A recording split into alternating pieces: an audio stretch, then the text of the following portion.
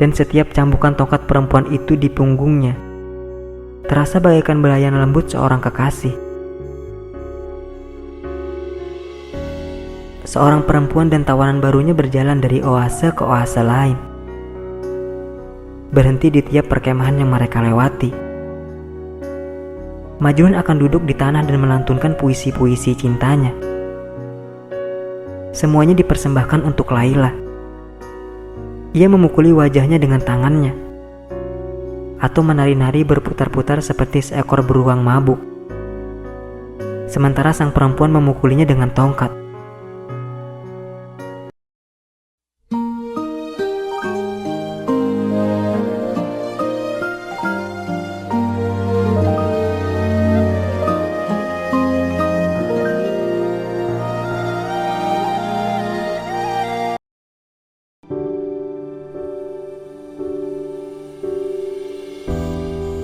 Fajar menghamparkan cahaya yang keemasan ke atas kubah lembayung malam.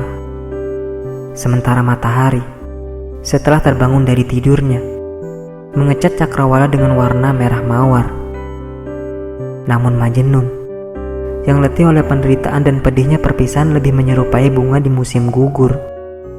Mahkotanya layu, daunnya yang menguning dan pudar, siap untuk gugur.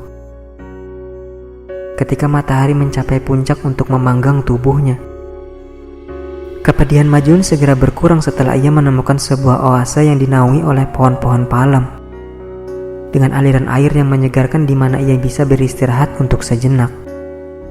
Air, pepohonan, dan naungan. Tempat ini, pikir Majnun, adalah pecahan kecil surga yang jatuh ke bumi.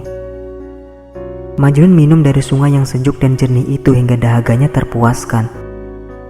Kemudian ia berbaring di atas permadani rumput yang selembut beludru, di bawah rindangnya pepohonan palem. Dalam beberapa menit ia telah terhanyut ke dalam tidur yang nikmat dan lelap. Perlahan-lahan penderitaannya larut, kegelisahannya mencair, dan ia pun mulai bermimpi. Ketika Majnun terbangun, matahari telah tergelincir rendah di barat. Berapa lama ia telah tertidur? Rasanya seperti baru beberapa menit. Tapi cahaya yang memudar dan dingin yang mulai menusuk menceritakan hal lain. Ketika ia memikirkan misteri tidurnya, berusaha untuk mencari tahu mengapa begitu banyak waktu dapat berlalu tanpa ia sadari, Majnun tiba-tiba dicekam oleh perasaan bahwa ia tidak sendiri, bahwa seseorang atau sesuatu telah mengawasinya selama ia tidur. Pastilah ia keliru, karena ia pikir selain aku, tidak ada makhluk hidup lain bermil-mil jauhnya dariku. Kemudian ia melihat, jauh di atas sana, di antara dedaunan pada cabang tertinggi pohon palem yang menaungi tidurnya, sebuah bayangan hitam tertangkap oleh pandangannya. Di sana, tanpa bergerak, bertengger seekor burung gagak hitam yang besar matanya gemerlapan seperti intan. Ia juga telah mengenakan jubah berkabungnya, pikir Majnun, seperti aku. Ia telah pergi ke tengah hutan untuk menyendiri bersama kesedihannya. Majnun menelan ludah lalu memanggil sang burung. Hai kau yang berjubah hitam, kau sedang berkabung untuk siapa? Mengapa kau mengenakan warna sang malam di siang hari yang terang? Katakan padaku, apakah kau sedang berkabung untukku? Terkejut karena teriakan Majnun yang tiba-tiba, burung itu melompat ke cabang lain. Matanya yang menyala seperti lampu menatap Majnun. Majnun melanjutkan, jika kau seperti aku, yang hatinya telah tercabik karena cinta, mengapa kau menjauh dariku? Atau mungkin kau berpakaian hitam-hitam karena kau adalah seorang pendakwah yang sedang bersiap untuk naik ke atas mimbar untuk menyampaikan khotbahmu. Benarkah itu? Tapi bisa jadi kau adalah seorang pengawal berkulit hitam di sini untuk mengawasi setiap gerak-gerikku. Jika memang benar begitu, mengapa kau takut? Bisa jadi aku adalah seorang raja dan kau adalah kesatria yang dikirim untuk melindungiku. Siapapun engkau, dengarkan baik-baik. Andai ketika kau sedang terbang mengepakkan sayapmu, kau bertemu dengan kekasihku, sampaikan ini padanya." Lalu Majnun mulai bersair, "Keluarkan aku dari sumur kesepian ini. Karena cahayaku pudar dalam belantara ini. Kau berkata, jangan takut, karena aku adalah milikmu. Bila itu benar, datanglah sekarang, atau mereka akan menemukanku tak bernyawa." Sekali terperangkap, kambing yang sekarat mendengar terlambat. Teriakan awas serigala, itulah yang akan membuatnya selamat. Setelah Majnun sampai pada akhir syairnya, gagak itu melompat semakin jauh ke ujung dahan. Lalu, dengan kepakan sayapnya yang hingar-bingar, terbang membumbung jauh. Tidak lama kemudian burung itu telah hilang dari pandangan, ditelan oleh kegelapan malam. Siang telah usai, malam telah datang. Kelelawar menyambar-nyambar dan kegelapan mengembang. Tidak lama kemudian langit menjadi lebih hitam. Bahkan sang malam tampak bagaikan seekor burung gagak, hitam dan menyeramkan. Sementara burung malam yang maha besar itu membentangkan sayapnya menutupi langit. Ribuan mata yang menyerupai berlian menatap ke bawah ke arah Majnun. Sekarang ia tidak hanya melihat beberapa, tetapi ratusan ribu bintang, besar dan kecil, jauh dan dekat, bersinar-sinar di atas kepalanya dalam dinginnya malam. Untuk menghalangi tatapan mereka, Majnun menutupi matanya dengan tangannya. Kemudian ia tertunduk dan menangis. Cahaya pagi bagaikan sebilah pisau tajam yang membelah jubah malam. Perlahan bumi yang rentah menemukan cahaya kehidupannya kembali. Terlahir segar lagi bagaikan hamparan bunga yang baru mekar dari kuncupnya. Majnun berlari sangat kencang. Kakinya hampir tidak menyentuh tanah. Seolah-olah sayap mendadak tumbuh di punggungnya dan ia dapat terbang. Ia bagaikan gengat yang menari-nari menembus kegelapan menuju nyala api yang ingin dimilikinya. Namun Majnun telah terbakar sebelum ia dapat mencapai lilin hasratnya. Perpisahan dari Laila adalah rasa sakit yang tidak lagi dapat ia tahan. Nyala api telah membakar seluruh jiwanya. Semakin dekat ia dengan tujuan hatinya, semakin mabuk jiwanya oleh aroma Laila. Semakin jelas ia mendengar suara Laila. Semakin nyata matanya melihat bayangan Laila pada apapun yang ia lihat. Pada gunung, lembah, bebatuan, dan pasir yang berbisik. Tidak berapa lama kemudian Majnun menjadi sangat kelelahan sehingga ia terpaksa berhenti untuk melepas lelah. Setelah beberapa lama beristirahat, ia merasa seperti mayat yang baru dihidupkan kembali. Dengan setiap hembusan napas, setiap desahan, ia merasakan semangat hidup mengalir kembali ke dalam anggota tubuhnya yang letih. Tidak lama kemudian Majnun melihat dua sosok mendekat. Seorang laki-laki dalam keadaan terbelenggu.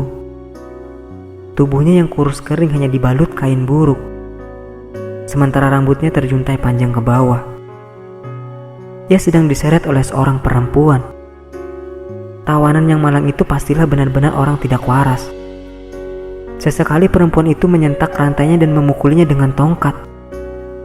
Menyeretnya maju seperti binatang yang sudah kelelahan. Akibat memanggul beban, menyebabkannya menjerit kesakitan. Majnun sangat terkejut dengan pemandangan tersebut. Ia berlari ke arah kedua orang itu, kemudian menahan tongkat perempuan itu dengan tangannya. "Demi belas kasih," jeritnya, "jangan ganggu orang yang malang itu. Apa yang telah dia lakukan hingga dia mendapat perlakuan tidak manusiawi seperti itu? Dia mungkin gila, dia mungkin penjahat. Tapi siapapun dia tetap seorang manusia. Dan kau tidak berhak menghukumnya dengan cara seperti itu." Perempuan itu menjawab, "Kau ingin tahu yang sebenarnya? Maka dengarkanlah baik-baik. Laki-laki ini tidak gila, juga bukan penjahat.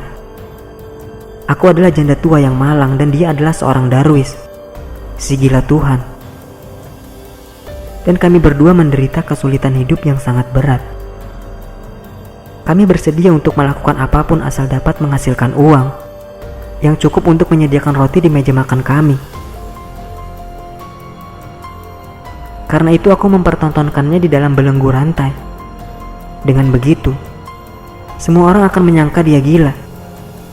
Orang akan iba kepada kami, kepadanya karena kegilaannya dan kepadaku karena harus menanggung penderitaan seberat ini. Lalu mereka akan memberi kami uang karena rasa iba mereka. Berapapun uang yang kami peroleh, kami bagi dua. Majnun berlutut di tanah dan memohon kepada perempuan itu.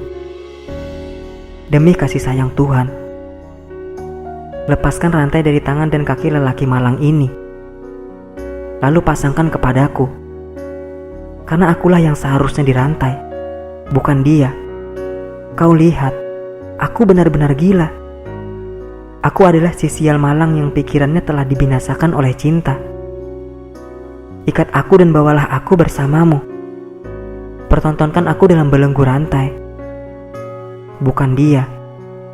Dan berapapun yang kau peroleh, silakan kau simpan. Aku tidak tertarik kepada uang sedikit pun. Sang perempuan itu tidak perlu berpikir dua kali tentang tawaran Majnun. Ia membuka rantai dari tangan dan kaki sang Darwis, lalu merantai Majnun sebagai gantinya. Setelah berpamitan kepada sang Darwis, perempuan itu menyentak rantai belenggu Majnun, kemudian menyeretnya pergi. Secercah senyum muncul di bibirnya. Majnun sendiri sangat bahagia.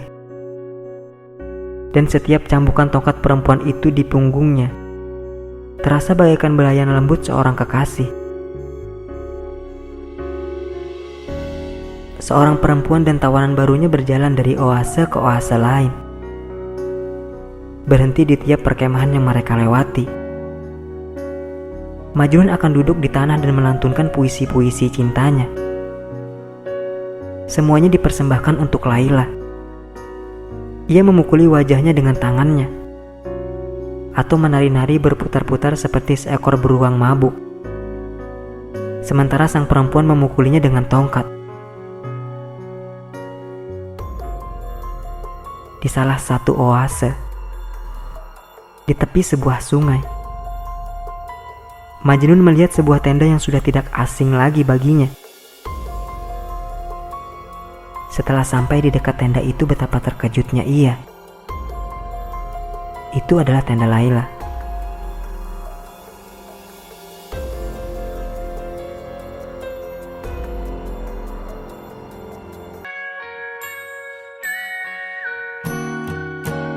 You are my sunrise, you are the daylight, hide in the shadows of my mind.